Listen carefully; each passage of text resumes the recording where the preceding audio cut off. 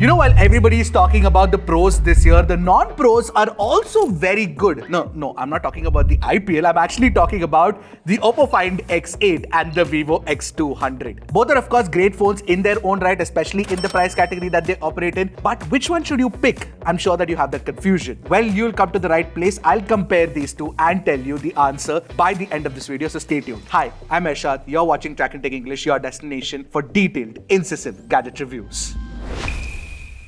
Now to start with the design, both of course have a very premium build. So you've got a glass sandwich design, you've got glass on the back, glass on the front, and of course a metal or an aluminum frame. Now with OPPO, we know that we get Corning's Gorilla Glass 7i for protection on the rear glass, but with vivo, we don't have a clue of what glass protection it's using. Does that mean it's fragile? Well, it's just a basic drop test. But you can see that nothing's happened. Now what about the front? Well, you get Shot Sensation Alpha on vivo and you get the same Corning Gorilla Glass 7i on OPPO.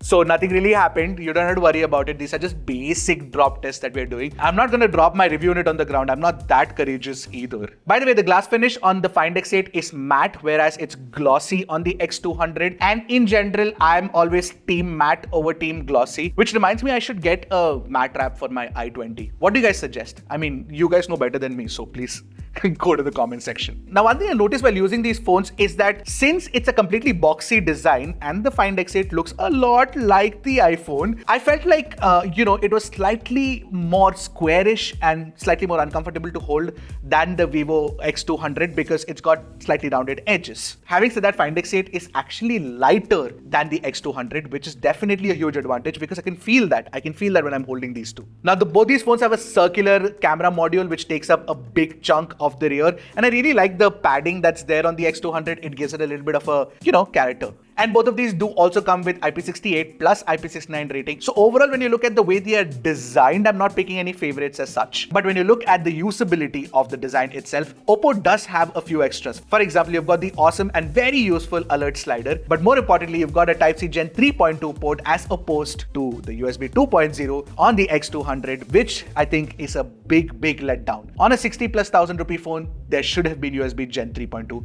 not 2.0. By the way, next I'm going to be talking about the displays, but before I do that, hit that subscribe button. We're trying to hit at least 700k soon, if not a million.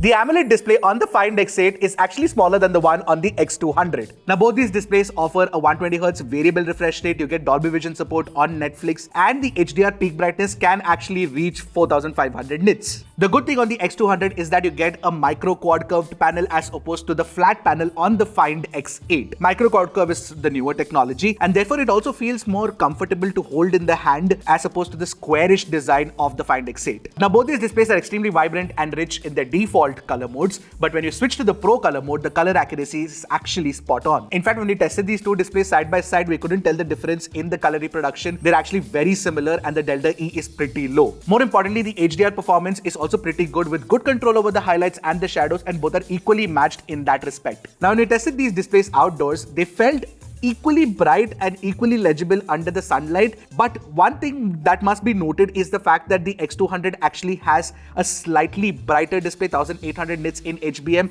as opposed to 1600 nits on the Find X8. But that's a technical difference. In real world usage, you won't be able to tell the difference. One of the good things about Vivo, OPPO, Realme, OnePlus, all of these phones is the fact that you actually have a very high PWM dimming rating, which means that a lot of folks whose eyes are sensitive to low light flicker, because on high refresh rate displays you do get low light flicker at lower brightness levels, that is not a problem with both of these. Now interestingly, the Find X8 actually has a higher PWM dimming rating as opposed to the X8 Pro, which is odd and we don't really know the reason why. Now unlike the Pro, the vivo X200 comes with an optical in-display fingerprint scanner, and the Find X8 has an optical in-display fingerprint scanner as well, which is the same as the Find X8 Pro. Now we've been using optical scanners for a while now and they're actually very fast to unlock. That's not a problem really, but the thing is that they don't have the advantages of the ultrasonic, like you cannot use a wet finger to unlock the phone. And the other problem is that these scanners are placed too close to the chin, so they're really low, and that's something that we've always considered a problem. Now, the haptic feedback is fantastic on the Find X8 because you get O haptics on this, and O haptics is excellent. The X200 also has very good haptic feedback, but it's not as good as the Find X8. This was also true for the Find X8 Pro and the X200 Pro, if you remember. By the way, if you haven't watched that comparison, that is already live on the channel. You should go check it out. Alright, in the round of the multimedia experience, you do get support for LDAC and LHDC high-res codecs on not this, but this, the Find X8. The X200 doesn't support LHDC, which is something that we mentioned with the X200 Pro as well. And even with the stereo speaker performance, we noticed that the Find X8 was slightly louder and richer compared to the X200.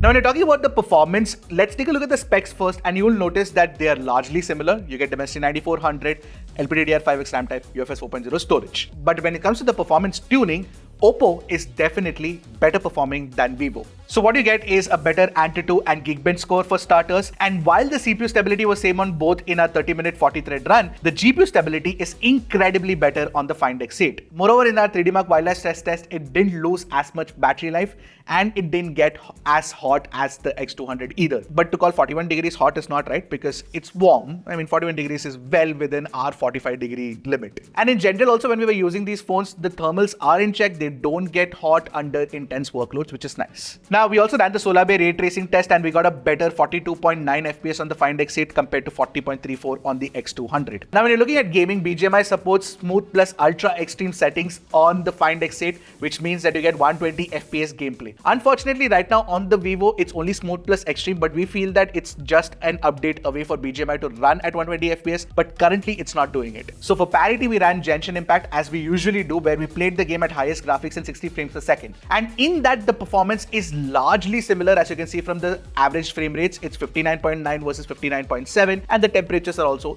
well under check. Now, with respect to extra gaming features, the X200 offers a super resolution mode, which can actually bump up the resolution to 1.5K as opposed to the Find X8, which cannot, and both of these do not have any game frame interpolation. Now, you must be wondering, why is the X200 tuned this way? Well, if you watched our X200 Pro review, you will have noticed that it's actually conservative tuning to ensure that you get great battery life out of the phone, and that's exactly what the X200 does. In our testing, it definitely offered 7 to 8 hours of screen on time as opposed to OPPO, which does about 5 hours at best. This despite the fact that the battery sizes are largely similar, they're not too different. So we actually expected OPPO to give us better battery life, considering the Find X8 Pro does, but the Find X8 does not. The X200's battery life is definitely better. Now, with respect to charging speeds, what you get are 90 watt charging speeds, despite the fact that you get a 120 watt charger inside the box on the X200, and an 80 watt charging speed on the Find X8, and both take about 40 minutes to charge from 1% to 100%. One clear advantage on the Find X8 is the fact that you get wireless charging support at 50 watts, which is nice. Now, with respect to network and connectivity, we tested it out, and both of these don't have any problem whatsoever. You get a lot of 5G bands, of course, but more importantly, you get support for Wi-Fi 7, Bluetooth 5.4, NFC. All of that's there. Call quality is fantastic. Nothing to report here. Now, the software experience on OPPO Find X8 with ColorOS 15 is actually better than the X200 Pro with FunTouchOS 15. See, don't get me wrong, FunTouchOS 15 has been upgraded, and it is definitely better than previous versions of FunTouchOS, especially with respect to animations and stuff like that. But ColorOS 15 just does it way better. So ColorOS 15 offers better and smoother animations. You also get support for more AI features, and the live alerts are also something that is new, which is nice because it does come in handy once in a while. And I've already mentioned this, ColorOS feels more polished compared to FunTouchOS 15. So yeah, so that's my take on it. Finally, if you're wondering, both these phones also do offer 4+5 years of software updates, so that's nice.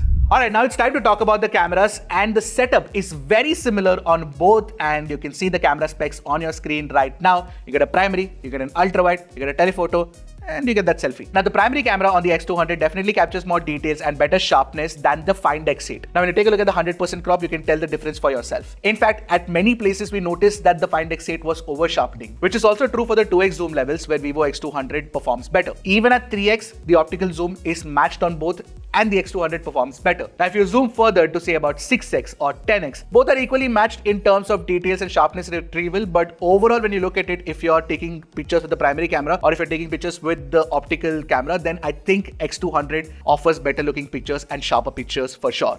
The HDR tuning is actually pretty good on both, but Vivo does have an advantage when it comes to highlight control, especially when you're looking at, shooting people against the light. And we noticed that the Find X8 has that same HDR bloom problem that the Find X8 Pro also exhibited. The X200 gives you 3 color options to choose from. You get Vivid by default, you get Zeiss Natural and Texture. But the X200's color accuracy, just like the X200 Pro, especially in the Zeiss Natural mode, is fantastic. It is pitch perfect. Just take a look at the color of the lace packet right next to the Find X8 and you can tell the difference for yourself. In fact, when you switch to the X200's vivid mode, the colors that are reproduced are very similar to that of the Find X8. X200 also nails the skin tones compared to the Find X8. The Find X8 has this tendency to make the skin look warmer. Now, when you're talking about the portrait mode, again, I prefer the X200 primarily because it captures better skin tones and it also captures more details. Find X8, what happens is that it over sharpens the face a little too much, which is something that we didn't appreciate. But with respect to the edge detection or the bokeh drop off, both look very good and very similar as well, so nothing really to tell the two apart. And you can shoot at multiple focal lengths, so you can shoot at 24mm, 50mm, 85mm, and 50mm and 85mm portraits on the X200 definitely look better than the Find X8.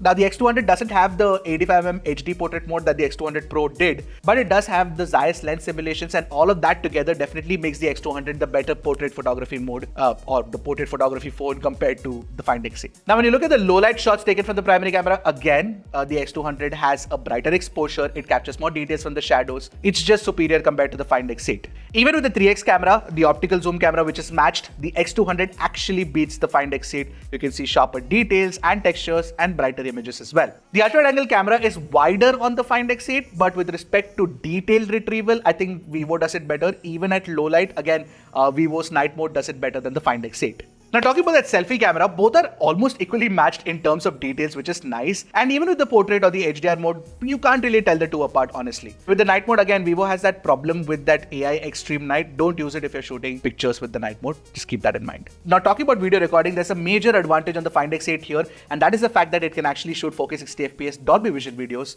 which the X200 cannot. Generally, that's also true for the ultra-wide and the selfie camera. Overall, Find X8's video recording quality is better than Vivo. Take a look at it for yourself and let me know what you guys think. Now, you can also shoot 1080p 30 FPS portrait video using both the phones, but on Vivo, you can only do 1x and 2x, whereas on Find X8, you can actually do 1x, 2x, 3x, and 6x, which is definitely handy. So overall, I'd say that the X200 is the better camera phone for if you're capturing photos, and for videos, Find X8 is better. Now, after testing these phones, what we felt is that both these phones have a very similar DNA in terms of the features that are offered, in terms of the way they are built, all of that. I would recommend the X200 to those folks who want a phone that takes excellent photographs because it definitely does it better than the Find X8 and want better battery life. Vivo's performance tuning is conservative and therefore you definitely do get better battery life. But OPPO does have more advantages over the X200 is what we felt. For example, the videography performance is definitely better. More importantly, the software experience, like I mentioned, is something that we feel is superior. You also do get slightly better performance, but more importantly, you get some extras. For example, the USB Type-C Gen 3.2 port at the bottom, the alert slider,